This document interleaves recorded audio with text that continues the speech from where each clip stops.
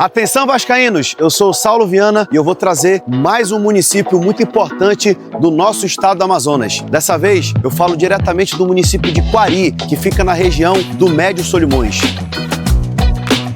Quari é conhecida também como a terra do gás, porque aqui existe uma exploração de gás natural e petróleo, que abastece principalmente a capital, a cidade de Manaus, através de um gasoduto que vai de Urucu até a nossa capital. Com isso, a arrecadação da cidade cresceu muito e possibilitou grandes investimentos. E Quari está numa posição estratégica e é um dos maiores municípios do nosso interior.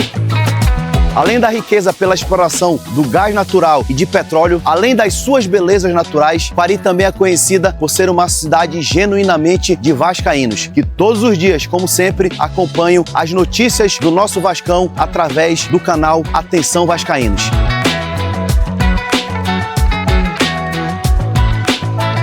Essa é mais uma cidade que eu trago aqui para que todos possam conhecer e admirar as belezas do nosso Amazonas.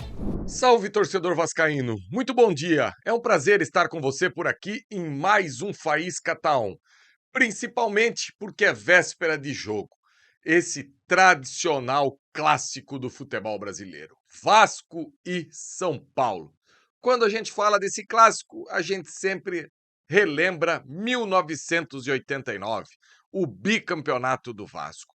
Hoje, no Faísca Taon, é óbvio que eu vou falar da partida de amanhã, da escalação desse São Paulo, da escalação do Vasco, mas no início do Faísca de hoje, eu quero falar um pouquinho sobre a final de 89. Para você que viveu isso, vai relembrar, você que tem aí acima de 45 anos, que é a minha idade, com 45, você vai lembrar e tenho certeza que é algo que ficou na memória do torcedor vascaíno. Para você que tem menos, eu vou trazer alguns dados aqui que você terá a curiosidade de buscar isso aí no YouTube. Olha, que esse Vasco de 89 era realmente uma grande equipe. E vou até desmistificar algumas coisas. Enfim, depois da vinheta eu volto, falando muito sobre São Paulo e Vasco, Vasco e São Paulo. Se liga aí.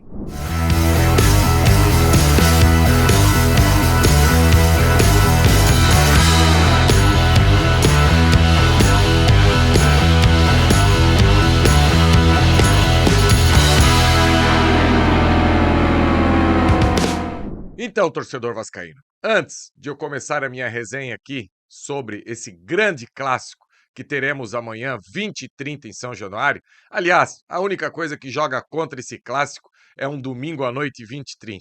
Enfim, eu preciso falar da Fute Fanatics. Tá vendo esse QR Code aí na sua tela? Escaneie o seu celular. Passa aí que você terá a possibilidade de entrar no maior e melhor portal de artigos esportivos do Brasil. E com o cupom do canal aqui, Atenção Vascaínos, você tem 7% de desconto em todos os produtos. Detalhe, se você pagar no Pix, você tem um desconto maior ainda. Tá esperando o quê? Toda a linha aí do Vasco, inclusive essa linda camisa Terra e Mar, já tem à disposição na Fute Fanatics. Já pensou você comprar essa camisa aí, tem a opção de personalizar ou não? Tem algumas camisas de coleções anteriores, num preço bem bacana. Não deixa passar essa opção da Fute Fanatics. Só vou te dar uma má notícia. Você vai gastar mais do que um produto do Vasco, porque quando você entra no portal da Fute Fanatics, você vai achar uma chuteira, um tênis, um agasalho, uma camisa de clube internacional, enfim, eu tenho certeza que é algo que você não vai deixar passar essa promoção da Fute Fanatics. Então, torcedor vascaíno, amanhã, 20h30, em São Januário, esse tradicional clássico São Paulo e Vasco, Vasco e São Paulo. E quando a gente fala desse clássico, essa semana, inclusive, nos programas aí esportivos, sempre vem aquela pontinha de Sorato em 89. Um jogo que à época eu tinha 10 anos e eu lembro perfeitamente que o Vasco na reta final atropelou. Para quem não lembra, vou fazer uma retrospectiva aqui, o Campeonato Brasileiro começou com 22 equipes, classificaram 8 equipes de cada grupo, todo mundo contra todo mundo, e no final do campeonato só o primeiro de cada grupo acabava classificado aí para a final. O Vasco precisava de 2 resultados fora de casa nas 2 últimas rodadas aí desse grupo de 8, venceu o Internacional fora de casa por 2-0 na última rodada, 2 gols do Bebeto, aliás, um foi uma pintura, um cruzamento do William que tinha acabado de entrar no jogo, o Bebeto pegou aí de voleio, o Vasco venceu por 2-0. E uma rodada antes, o Vasco pegou o Corinthians, no Morumbi lotado, e venceu por 1-0. O Corinthians, que já era uma boa equipe, que no ano seguinte, em 90, acabou se sagrando aí campeão brasileiro. E nesse jogo contra o Corinthians foi 1-0, gol de Sorato, como na final.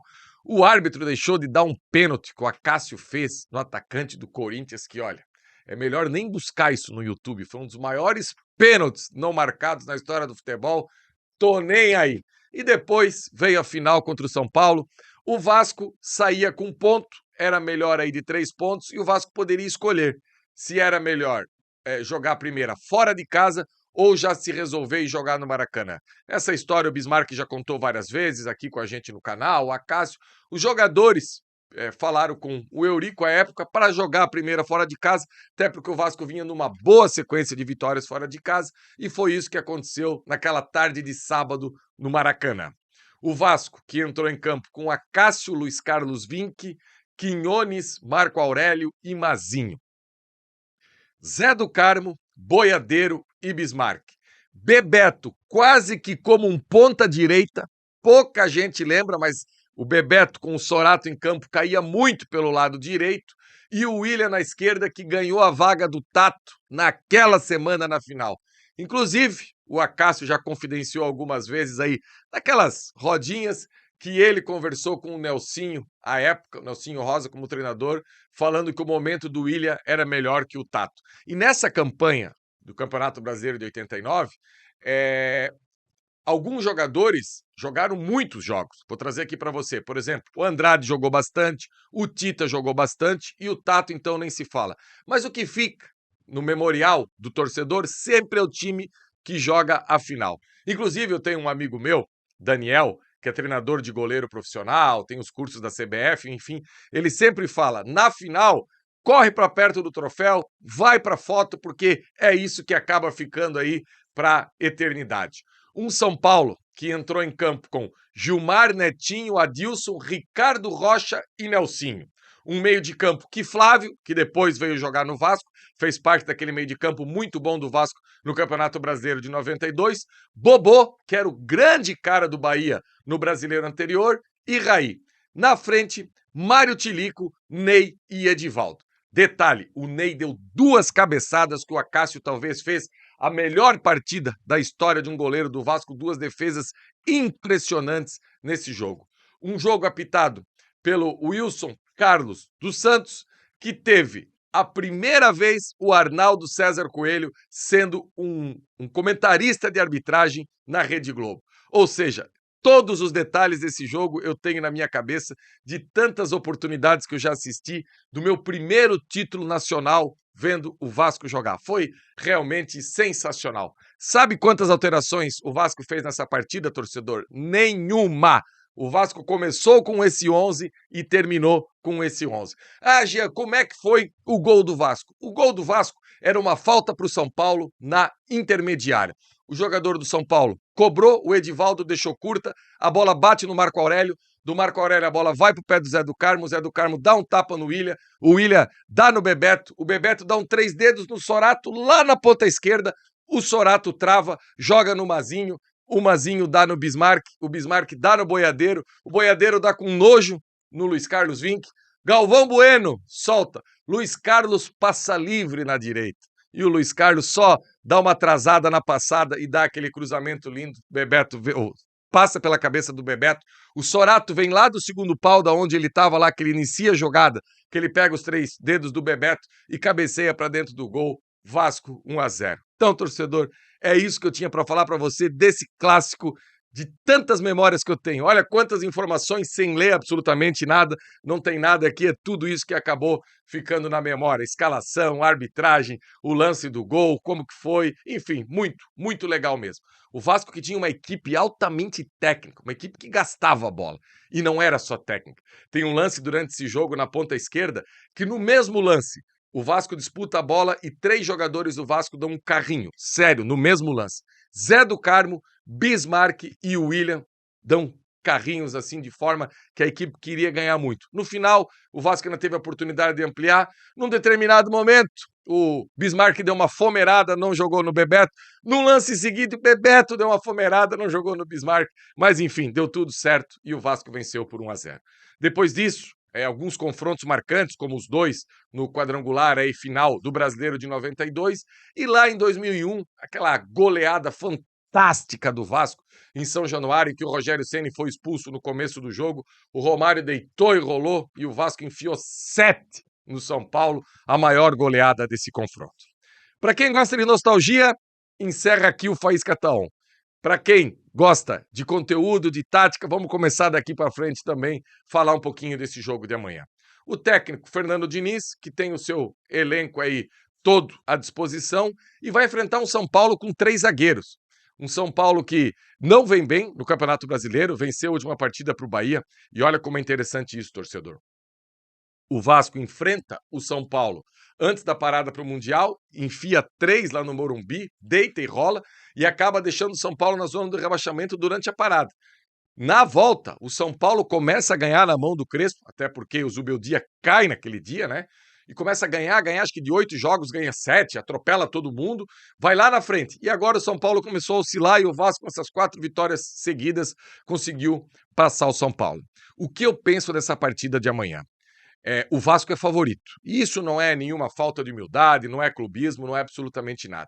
Quando você vê a escalação do São Paulo para amanhã e você vê aí a escalação do Vasco, são coisas completamente diferentes. Se você fizer 1 contra 1 de uma equipe contra outra, olha, com toda a humildade do mundo, deve dar aí um 9-2, um 8-3, porque a equipe do Vasco hoje é melhor. E quando você enfrenta uma equipe com 3 zagueiros, qual é a melhor maneira de você disputar esse confronto? O que eu penso, pelo menos. Se o meu adversário tem 3 zagueiros e o São Paulo não tem 2 laterais que dá para você chamar de alas, que chegam ao fundo a todo momento, que você precisa cada vez mais andar um pouco mais para frente. Trabalhar entre linhas, entre essa linha de 3 zagueiros e a linha dos volantes do São Paulo aqui. Então, por isso que eu sou favorável que na partida de amanhã o Verratti seja banco. Porque não adianta a gente ter uma referência encaixotada no meio de 3 zagueiros. O que a gente precisa fazer é trabalhar entre linhas, ter essa movimentação que a gente tem no meio de campo, com Tietê, Coutinho, Nuno Moreira, a velocidade do Andrés Gomes e a profundidade pela direita, o Ryan saindo, trabalhando como se fosse esse falso 9, porque esse Ryan de costa lá não agrada muito. Eu prefiro um Ryan que saia mais desses 3 zagueiros, porque o que acontece? Até vou trazer aqui a prancheta. Torcedor, eu estava tentando não usar a prancheta, mas eu gosto muito, que eu acho que melhor fica o entendimento para você. Quando você tem 3 zagueiros aqui, como é o caso do São Paulo, os 3 zagueiros estão aqui. Se você não coloca a referência aqui para encaixotar isso aqui e você deixa solto, esses 3 zagueiros aqui acabam perdendo a referência da marcação. E o que acontece? A gente tem uma flecha, que é o Andrés aqui, tem o Coutinho, que trabalha entre linhas, tem o Ryan, que desce aqui para fazer o falso 9, tem o Nuno, que não é um extrema, que também joga por aqui, e temos o Tietê, que encosta aqui. Então, o São Paulo com 3 e 2 volantes, o grande segredo é utilizar essa faixa do campo aqui. Principalmente a questão dos chutes de média e longa distância. É o Nuno chegando por aqui, é o Coutinho trabalhando nessa zona aqui, é o Ryan saindo da direita para poder aqui e finalizar. O Ryan precisa fazer mais isso. Inclusive, no último jogo do Ryan, eu falei isso no intervalo aqui com o Emerson Rocha. O Ryan não pode passar mais de 5 minutos sendo a referência aqui para os zagueiros. Ele precisa descer, até porque a hora que ele sai, o zagueiro pode sair à caça e abre espaço para Coutinho, para Nuno e até mesmo para o Tietê. Lembra, torcedor, como foi no jogo aí contra o Santos, que nós não tínhamos a referência? Quando a gente viu, era na cara do gol, Tietê dando cavadinha. Era na cara do gol, Coutinho dando cavadinha. Por quê? A referência não tem, o zagueiro não tem como sair para caçar. E se ele sai na busca, quebra a linha e tem espaço aí para esses jogadores do meio de campo do Vasco acabar atacando. Cuidado na equipe do São Paulo com o Lucas. Claro, um jogador que não vive mais o auge, o prime da sua carreira, mas é um bom jogador. O Luciano, que é um artilheiro aí, não joga.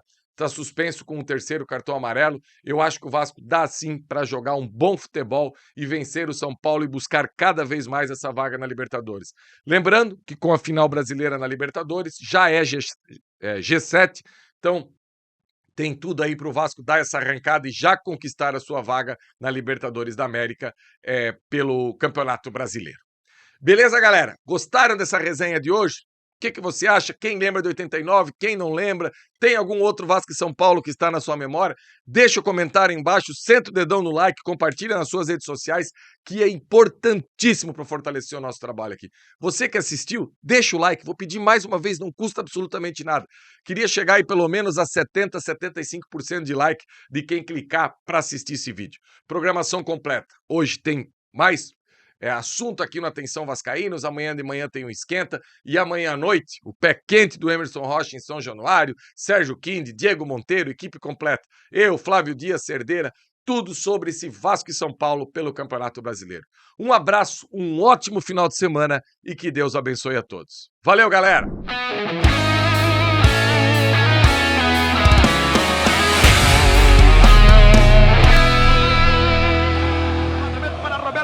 Sozinho, atenção, vai enfiar, gol!